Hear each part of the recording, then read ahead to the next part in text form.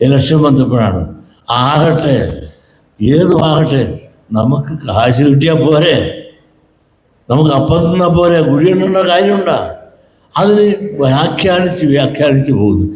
ഏത് ചെയ്താലും വ്യാഖ്യാനങ്ങളാണ്. ഇതെല്ലാം നാം മനസ്സിലാക്കണം. ഈ പാവപ്പെട്ടവർക്ക് എന്തെങ്കിലും ഗുണം കിട്ടിയിട്ടുള്ള ആരുടെ കാലത്താണ് പറയാം? ഇവിടെ പൂനെയിൽ ബില്ല് വന്ന ആരുടെ കാലത്താണ്? ഇവിടെ ഒരു കാര്യം നിങ്ങൾ മനസ്സിലാക്കണം. ഇവിടെ മുസ്ലിമിൻ്റെ ആധിപത്യം അവിടെ ഭരണം ഇവിടെ വരാൻ പോകുകയാണെങ്കിൽ നമ്മൾ ഇവിടെ നാട് ഇവിടെയാണ്. ഇപ്പോൾ ഭരണമില്ലാഞ്ഞിട്ട് അവർ ഭരണമൊക്കെ നിങ്ങൾ കണ്ടില്ലേ? 9.5 കൊല്ലം കൊണ്ട് പോയിട്ട് നഷ്ടപ്പെട്ടു പോയത്. ഇനി അടുത്ത പ്രാവശ്യം ഇതെല്ലാം കൂടെ പിടിച്ചെടുക്കണമെന്നാണ്.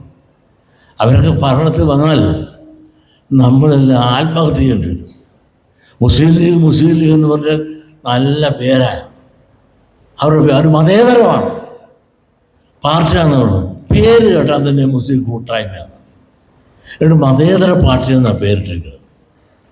എല്ലാവരും വിളിക്കുന്നത് മതേതര പാർട്ടി. അവരുടെ കൂടി ഒരു MLA അവർ സ്ഥാനാർത്ഥി എടുക്കുന്നുണ്ട്. അവരുടെ പേഴ്സണൽ സ്റ്റാഫിൽ ഒരാളുണ്ടാകും.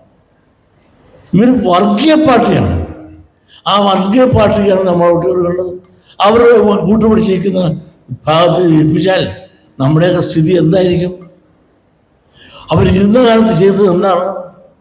ഇനി വന്നാലുള്ള സ്ഥിതി വരുന്നതിന് മുമ്പ് തന്നെ പ്രഖ്യാപനങ്ങൾ കണ്ടില്ലേ? ഈ പ്രഖ്യാപനങ്ങൾ നടപ്പിലാക്കാനാണ് അവരുടെ മതരാഷ്ട്രമുള്ളവരാണ് അവരുടെ താല്പര്യം. അവരെന്ന് പറഞ്ഞാൽ സത്യത്തിൽ പറഞ്ഞാൽ നല്ല വർണ്ണക്കടലാസിൽ പൊതിഞ്ഞു വെച്ചിരിക്കുന്ന ഒട്ടാസ് സൈനൈഡാണ് ഈ ലീഗ് എന്ന് പറയുന്നത്. അത് തൊട്ട അപ്പം ചത്തുപോകും. അവർക്ക് മനുഷ്യത്വവും മര്യാദയും ഒരു വകതിനും അഴിയ പോയിട്ടില്ല. അവരുടെ ഓരോ പ്രസ്താവനകളും നിങ്ങൾ എടുത്തു നോക്കും. അറിയുന്നവരെ എതിർക്കുക. എന്നോട് മാത്രമല്ല, ഒരുപാട് എന്നെ എതിർന്നില്ല. ഞാൻ നാളെ ത്യാഗം തയ്യാറാണെന്ന്. എനിക്ക് പേടിയൊന്നുമില്ല. എൻ്റെ മരണം എൻ്റെ ജീവിതത്തിൽ ഒരു പ്രാവശ്യമല്ലേ സംഭവിക്കുള്ളൂ. ഒന്നുമല്ലാതെ നോക്കിയാണെന്നേ, ഞാൻ ചത്തതാണെന്നേ. എന്നിട്ടും പിന്നെ ആശുപത്രിയിൽ പിന്നെ രക്ഷപ്പെട്ടാൽ ഇപ്പോൾ 3 മാസം കടന്നതാണ്. അതുകൊണ്ട് മരണത്തെ എനിക്ക് ഭയമില്ല. ഞാൻ ഉള്ളത് പറയും, ഒത്തു പറയില്ല. ഇവരെല്ലാം വഞ്ചകന്മാർ, പിന്നോക്ക സമുദായം, ന്യൂനപക്ഷ സമുദായം എന്നെല്ലാം പറഞ്ഞുകൊണ്ട് ഈ രാജ്യത്തിൻ്റെ സമ്പത്ത് മുഴുവൻ ചോർത്തി പലവിധ ന്യായങ്ങളും പറഞ്ഞ് കൊണ്ടുപോയവർ. അവരെ കണ്ടുപിടിക്കണം. അവരൊക്കെ എന്താ കുറ്റം പറഞ്ഞത്? അവർ നന്നായത് എങ്ങനെയാണ്? അവരുടെ കൂട്ടായ്മയിലൂടെയാണ്.